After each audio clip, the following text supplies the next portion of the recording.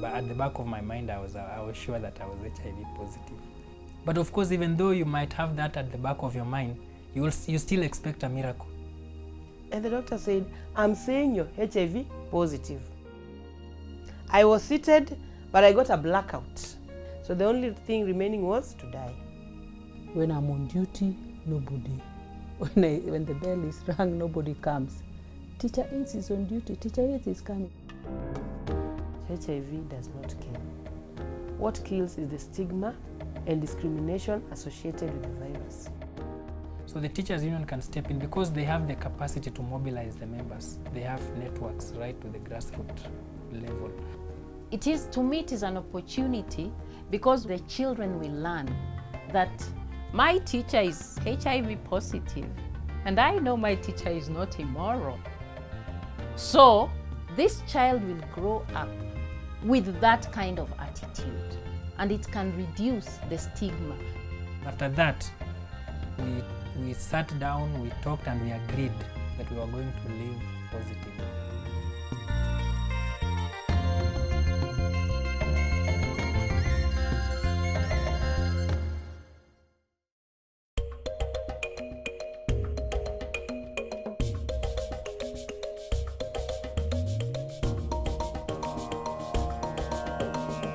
The book that we've been working on for the last couple of months is a compilation of stories of teachers from 9 sub-Saharan Africa. It was an opportunity to capture the diversity in terms of high prevalence of HIV and AIDS and the impact on that in the various countries. The reason why we purposed to use journalists to compile the stories was to give it a human face. We wanted people who could narrate in prose form the experiences of the teachers. We wanted now to go behind the figures and give faces and the voices behind this. And we felt that the best group of people who could capture this are journalists.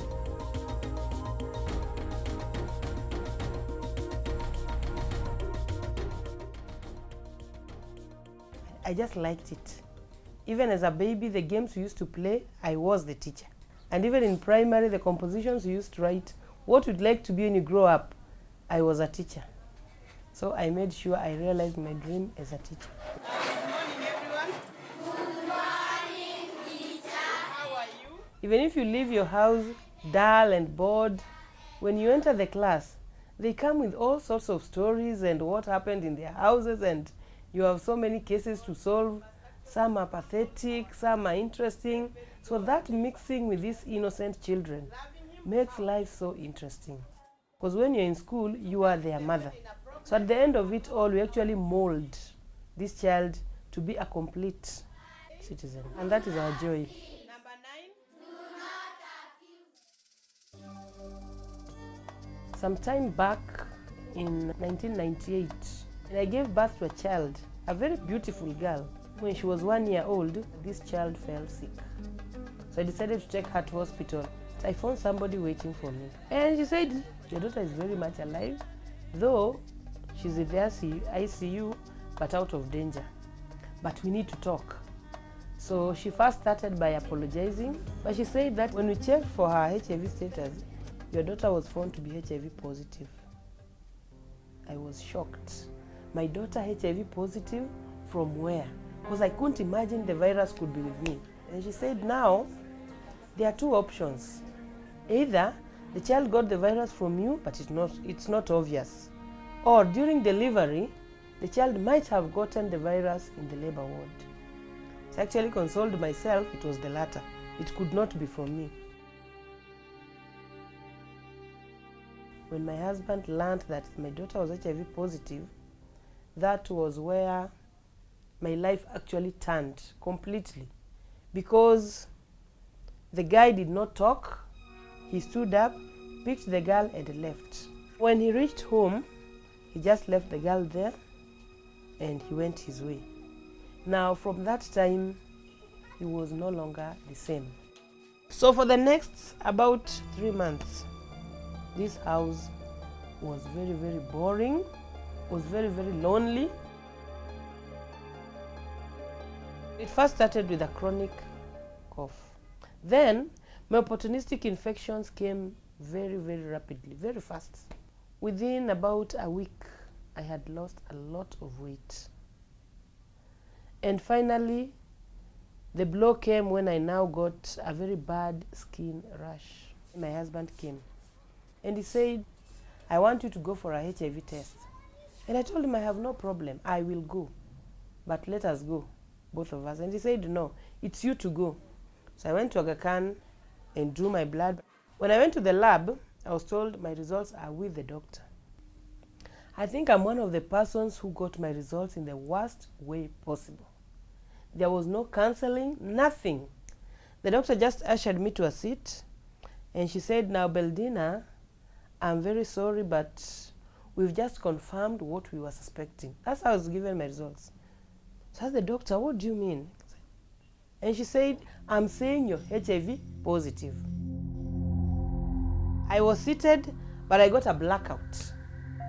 Because what came to my mind were those days in Kenya when you died from AIDS, you'd actually, after being put in a coffin, you'd be wrapped with a black polythene, and then you'd be given a government vehicle to escort you until where you'll be buried, so that you're properly disposed.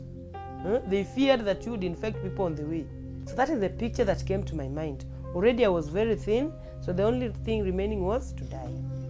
I cannot remember how I reached home, but somehow I found myself at home. So during those days, they used to give a certificate somehow. It used to be, the results were in writing. So they wrote the certificate and put that rubber stamp, HIV positive. So I went with it. So when I reached home, I found my husband waiting for me and I gave him the certificate. So he looked at it and said, gosh, do you know what this means? And I said, the doctor said I'm HIV positive. Now, do you know what it really means? And I said, no. She didn't say any other thing. And she said, being HIV positive means you are dying. So I can't sit here and wait to bury 2 people at a time. You must let me go and go on with my life. What was I to say? And he stood and walked out. This is a man I really loved with all my heart. And I thought in case of testing positive, we would actually sit down and look for a way forward. Here he is, he has taken off. And now the stigma now started in school. So even the friends that were so close to me now started keeping their distance. It's break time. There's usually tea break that all teachers take together in the staff room. So what I realized was that cups had actually disappeared from the staff room. So I realized that teachers were picking cups. So during break time, they would come with those cups, take tea, wash the cup and go with it back. They didn't trust the cups in the staff room again. Then at lunchtime, most of us lived very far away from school. So we'd contribute 20 shillings and then every teacher had a day to prepare lunch. Now the day I prepared lunch, every teacher had a reason as to why she or he didn't want to take lunch that particular day. Some would say I took a lot of chapatis over break time. I think I'm still okay. Others would say I have a stomach problem and I don't feel like eating today. So everybody had a reason. So the stigma actually continued. And the following year, I got a blow from the head teacher. He literally removed me from the classroom. He did not allocate me any classroom, no subject, nothing. So I would come in the morning, sign, and go somewhere behind the staff room and sit there the whole day. Because if I'm in the staff room, no teacher will come. I deteriorated very, very fast. And in the year 2002, July, I actually went to full-blown AIDS. And I was bedridden and was like, I was ready to die. So I was in bed for about 6 months.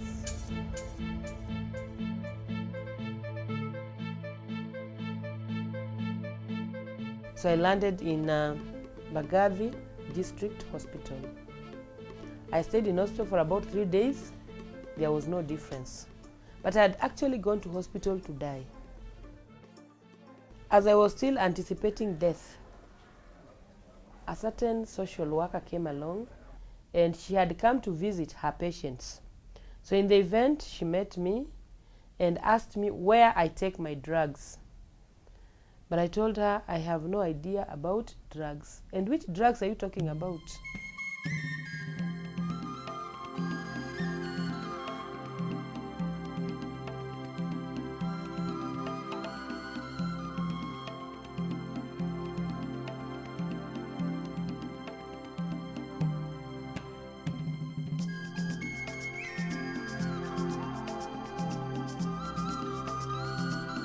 So immediately I was started on ARVs. Together with the Septrin, the opportunistic infection started going away slowly by slowly.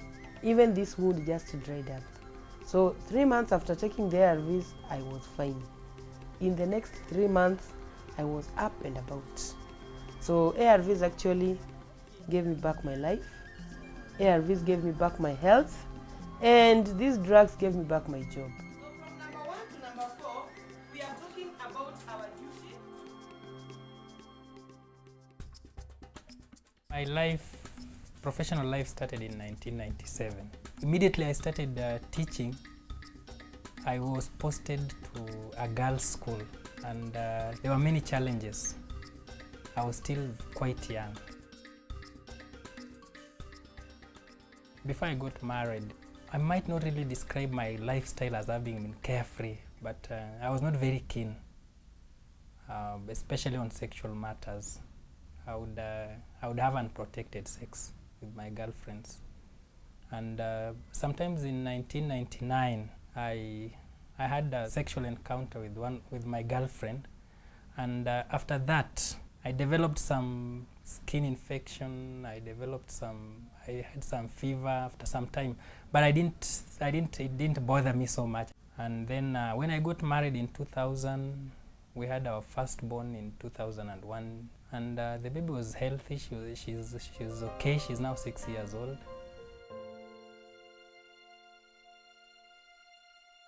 She conceived in around January, February 2006, and in July, that was in her 7th month of conception, she went for the prevention of mother-to-child treatment, and that is when she was informed that she was HIV positive. Then when we were going to sleep is when she broke the news to me, and I was very scared. How did it happen? Is it me or is it her? That was the question, and I couldn't sleep. I told her that I was also going to do a test the following day. I started getting involved in HIV and AIDS issues when I was in the university. I had the knowledge. I had read about all the stages, the development, and so forth. So I had the knowledge, but you see, there's a difference between having the knowledge and being HIV positive. The following day, it was a school day. I went to school in the morning, but I was not feeling very comfortable. I could also not gather courage to go to the VCT for testing. I talked with the counselor who was there. He actually did counseling, but I was anxious because at the back of my mind, I knew I was HIV positive. But of course, even though you might have that at the back of your mind, you still expect a miracle. When I saw the results, it's like the whole world just fell on me, and I felt this is the end of it. So I stayed there for a few minutes, composing myself. Then I went to break the news to my wife. And I think when she saw me and she saw my eyes, she knew it was that was the case. That is the worst. The knowledge that day was the worst. I was not under any drugs. I was still reluctant. The fact that you have to take it for the rest of your life, because it is a lifelong commitment. After that, we sat down, we talked, and we agreed that we were going to live positively.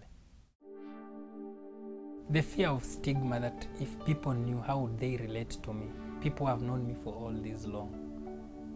And I was afraid that if they knew, maybe they would react negatively. Then secondly, I was also afraid that if I started falling sick, I have a passion for what I do, for the job I do. So I was afraid that I will not be able to do the job. I had not told my principal about it. So I felt that the only thing was to tell him now that the reality is that because of my health status, I'm HIV positive, I need to be near the health facility. He was shocked, but he accepted. In fact, I think he had also gone through some element of sensitization, and he did not react negatively. He reacted positively, and he said he would support me, and he actually went to the authorities and informed them that I'm not ready. In 1989, I was working as a sales girl, and I didn't feel satisfied with what I was doing. So I went to Kisii Teachers College, and then I graduated after 2 years with a diploma in education, English, history, and physical education. My vision as a teacher was that children would look up to me, the community looks up to me, because I liked my primary school teacher. And when I think about my primary school teacher, she was like a mother to me. And that's really what I wanted to be. I also wanted to be like a mother to the children that I was going to teach. I got married in 1991, and then in 1995, I lost my husband. And when I think back about what could have been responsible for his death, it brings the realization that it could have been HIV and AIDS. Even when the doctor who was seeing him, I still remember he asked me, "Madam, we are going to run a HIV test." And I said, "I have no problem. It's okay as long as we find out what is wrong with my husband." Then the blood samples were taken, and he told me, "Yeah, there's really nothing to worry about." And within less than 2 months, he slipped into a coma and he died. It was that sad. In 1995, there was hardly anything about HIV and AIDS. And the children, the students, were also very, very scared. Even the songs that were there at that particular time, the picture that was there of HIV and AIDS was of a thin person who was at the point of death. They would be told that if you sin, then you can get HIV and AIDS, and the next thing you are going to do what? You're going to die. Where I come from, when a woman loses her husband, especially at that young age, the culture and the practice is that you are supposed to be inherited. And inheritance means that a cousin or a brother from your husband's side takes you over as a wife. And taking you over as a wife, there are sexual implications. So basically, I had this bad luck because as soon as my husband died, my father-in-law also died 2 weeks later. And when my father-in-law died, it meant that my mother-in-law was also a widow, and we could not stay in the same home unless I was first inherited. And because I refused to be inherited, the response that I got from my in-laws, it was very, very sad. I lost everything that I had as a person in terms of material wealth. My mother-in-law categorically told me, because you have refused to be inherited, you are not welcome to stay in my home. When I dashed to my mother also told me that, you see, that is the culture. And in fact, you cannot stay here. So it is actually an aunt who agreed to stay with me. So I continued with my work in church, in school, very healthy, perfect mother, perfect high school teacher. And I got an opportunity to go and study outside the country. And the regulations at that time is that if you are leaving the country, then you need to have an HIV test. So I told the colleague at the VCT site, why don't you test me? So he tested me, but he got the results. And he decided, I think he decided to go through again and checked the levels. And by the time he was coming back to me, it was very clear that I was HIV positive and I had a CD4 cell count of 130. So I panicked and it was like, now what do I do? What is going to happen to my child? Am I going to die? What am I going to do? And you know, it is at that particular point that I realized that really I was becoming small.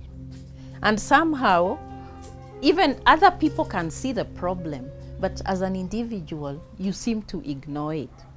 I have polka dots that are now clearing off because of, you know, the use of ARVs.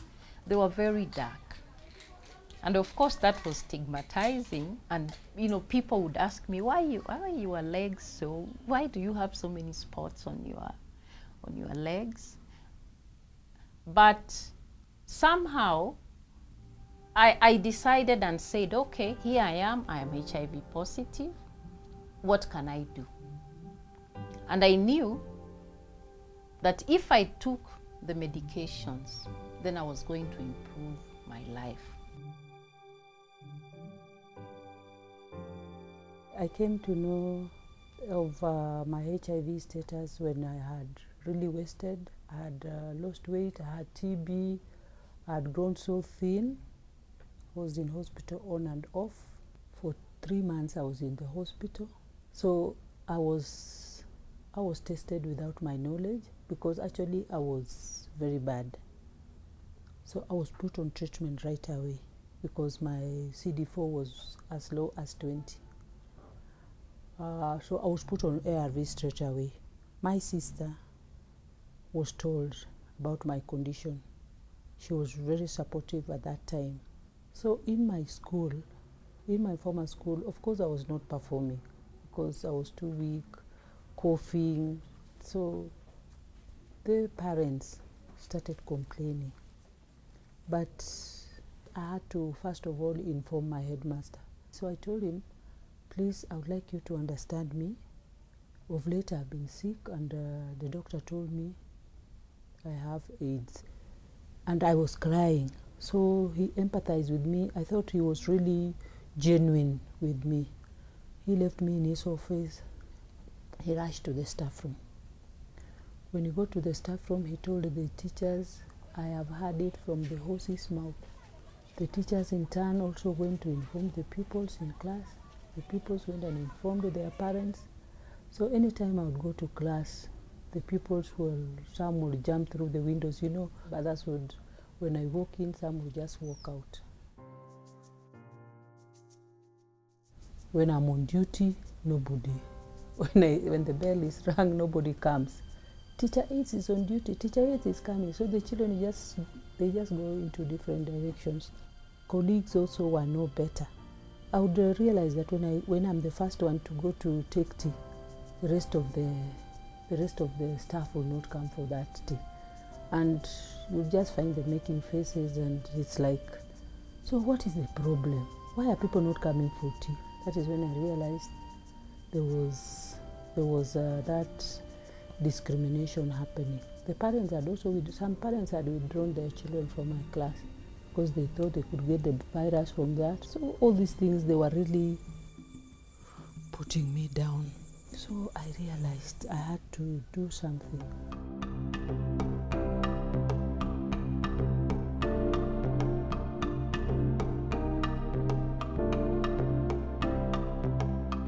In some places, some of them, the respective head teachers imagine that these teachers who are living with HIV are on their deathbed, so they're not given adequate work.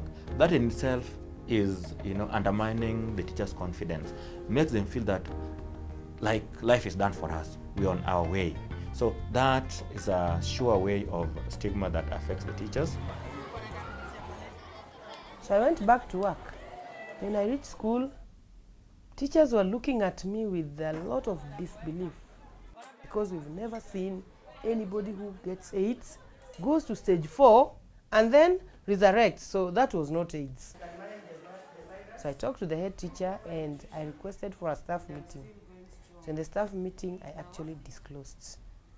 That was sometime in early 2004. So when I disclosed to the staff, they were very supportive, very, very supportive. And that gave me courage to continue living.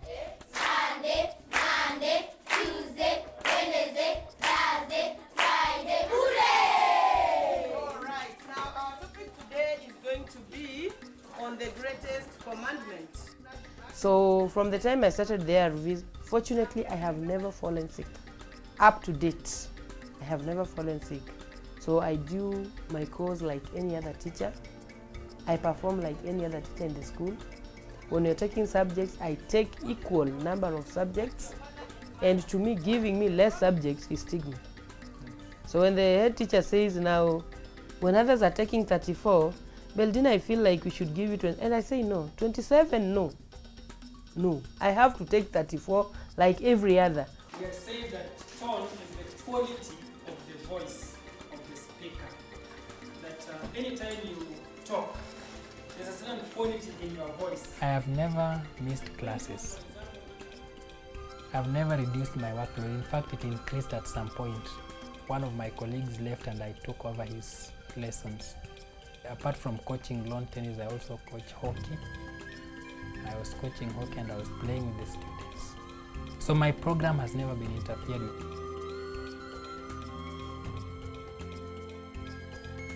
What we learned is that in cases where teachers disclosed their status, for instance, to the school management, in many cases, the school managers kept that in confidence.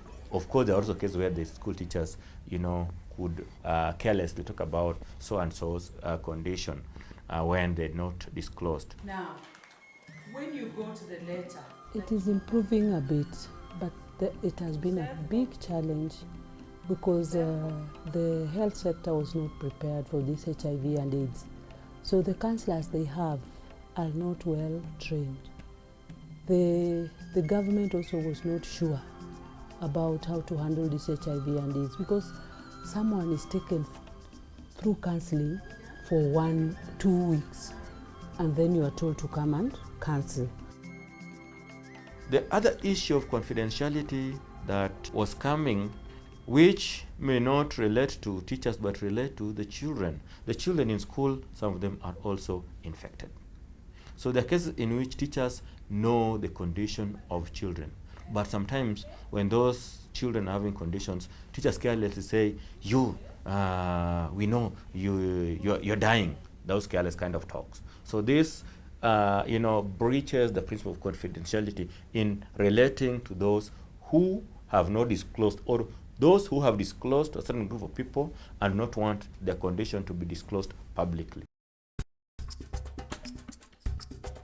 Countries where teachers had openly declared their status, they were able then to form networks, and through these networks, they have support groups.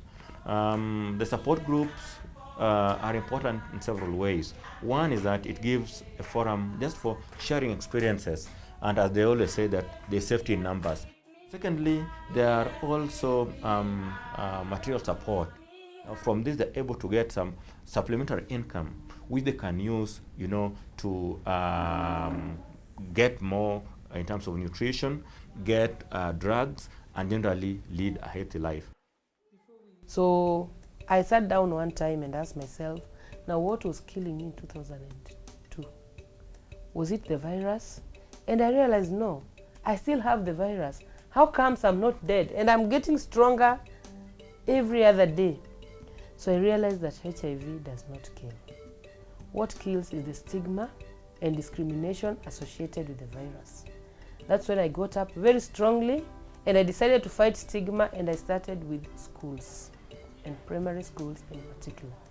So I would just go to a school talk to the head teacher and ask for permission of a break time. So I would go to the staff room where teachers are taking tea and I sensitize them on issues pertaining to HIV and AIDS. Then I tell them of my HIV status. When I finish, I leave my mobile number behind. Before I reach the gate, somebody is calling. Now, Beldina, you see, you're just from our staff room. I'm HIV positive, but I don't know what to do about it. So in that way, I've actually managed to recruit about 50 HIV positive teachers in Nairobi. Families were evicted, their houses were abandoned. We have formed a support group. So we meet once every month and we just talk. So most teachers, when they first come, they're in denial and they don't want to talk. But as time goes, they open up and we just share and laugh and feel good. So our group is called Teachers Against AIDS. That is our support group. But we have a network of all the teachers in Kenya. That is the one we call Kenya Network of Positive Teachers. So we teach people how to remain negative in case you have tested negative. And those who are already positive, we don't kill them. We show them how to live with the virus. And somehow we are succeeding. She made me feel welcome to the network, and just talking with her and sharing, because I think she was among the first people with whom we shared with who is also HIV positive. So we could actually talk about similar experiences. So she encouraged me and made me feel part of the network. The unions have been lobbying strongly with governments and with teachers, employers, the Teacher Service Commissions, to come with policies, especially workplace policies that are conducive or are friendly to teachers living with HIV. And this is beginning to bear fruit. So the teachers union can step in because they have the capacity to mobilize the members. They have networks right to the grassroots level. So if they incorporated those teachers who are living with AIDS and assisted them, facilitated their reaching out to others, then it will be very easy. Because with information, if people get informed and they will accept, people will go for testing. Those who are positive will be educated on the importance of living positively. Those who are negative will also know how to maintain their status so that they don't succumb to HIV and AIDS. When you look at the network of HIV positive teachers, most of the members are members of the union.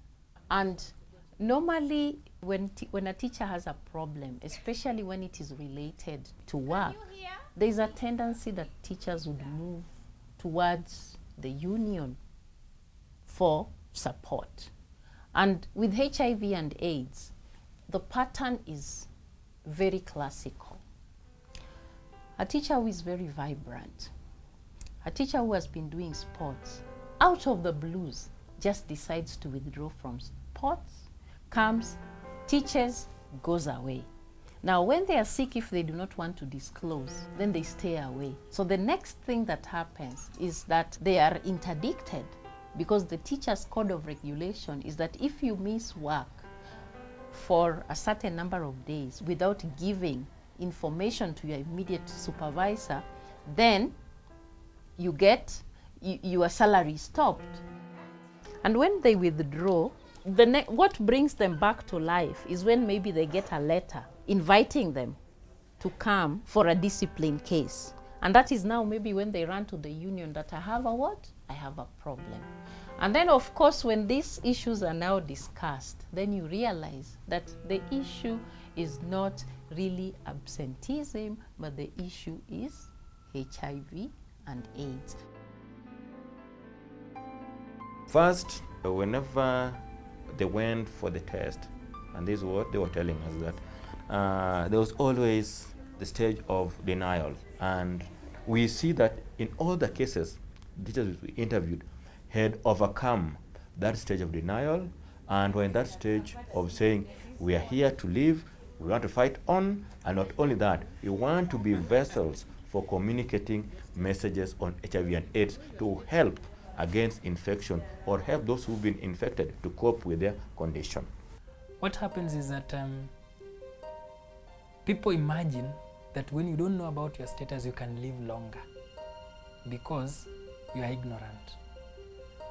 Initially there was the fear that immediately you know about your status, you start deteriorating health-wise. You start getting scared, you start getting stressed up, and you die fast. No, I just want to encourage the teachers to take a forward lead, to take a lead. Yeah, because they are the leaders, they should actually take the lead to go out there and get tested. People are actually fearing still to go for that test. So I try to tell people that the best thing you can do to yourself is to get to know your HIV status.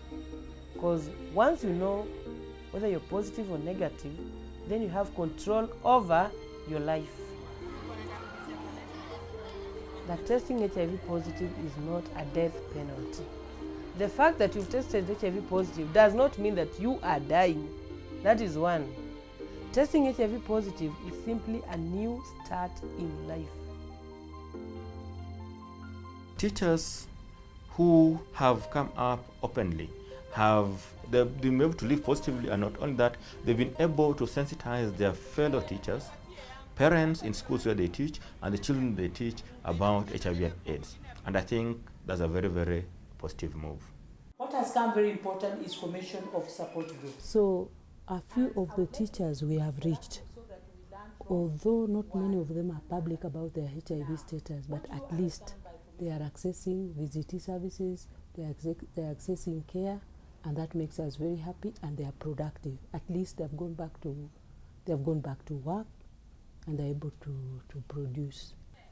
To me, it is an opportunity because one, the children will learn that the perception, as it were, of HIV and AIDS is not what it is. Because one, my teacher is HIV positive, and I know my teacher is not immoral. So this child will grow up with that kind of attitude, and it can reduce the stigma. The students in my school saw when I got married, they saw my husband die. And the point is, I told them, I am not worried about where I got the HIV. The point is, it is now with me, and I am dealing with it. Secondly, in terms of issues of their own sexuality and their lifestyles, then an awareness is also raised in them that if it is this role model that I thought that was so correct and everything, and can get infected with HIV and AIDS, then if there are certain things that I can do to protect myself, then maybe I should do that. And I think that is an opportunity that we should not lose for the students.